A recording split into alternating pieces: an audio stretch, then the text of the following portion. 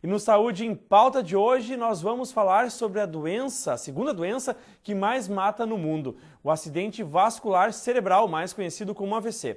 Nós conversamos com o cardiologista Leandro Roese, que explica quais são os principais sinais e como se prevenir da doença. O AVC é uma doença neurológica. Pode ocorrer de duas maneiras, por ruptura ou entupimento de uma artéria que irriga o cérebro. Um terço dos AVCs, que é a sigla de acidente vascular cerebral, né, são devidos à ruptura de um aneurisma, a ruptura de uma artéria de sangue para o cérebro, tá? Ou ruptura de um aneurisma ou ruptura de uma artéria mesmo por pessoas que têm hipertensão não controlada. E 2/3 são causados por um entupimento de uma das artérias que levam sangue para o cérebro, um coágulo que se forma na própria artéria ou um coágulo que saiu de algum outro lugar, principalmente do coração, e foi para a artéria.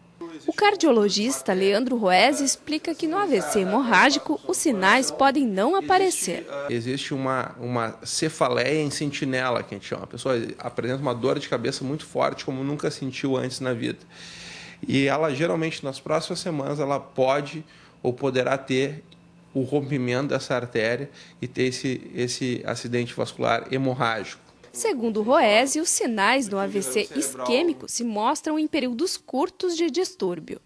Perda de força no braço, perda da linguagem, né? Não consegue quer falar, mas não consegue falar aquilo que quer, a boca fica torta ou alguma coisa assim, né? Tem pontos curtos disso que vai, recupera, até que oclui toda a artéria e isso fica em definitivo. O médico destaca que ao detectar qualquer um destes sintomas, o paciente deve ser encaminhado imediatamente para a emergência. Porque dependendo se o AVC for isquêmico, por exemplo, existe um remédio que se dá até 3 horas a partir do início dos sintomas, pode se desobstruir esse coágulo e esse paciente recuperar a vida dele normal.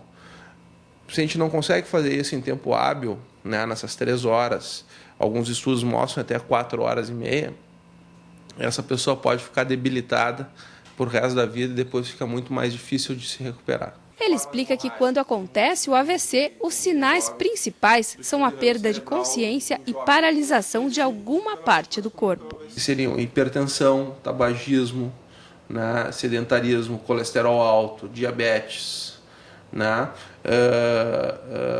história familiar, né, também está implicada, pessoas com história familiar positiva, que a gente chama de pais que tiveram já algum problema, pessoas que já têm problema do coração.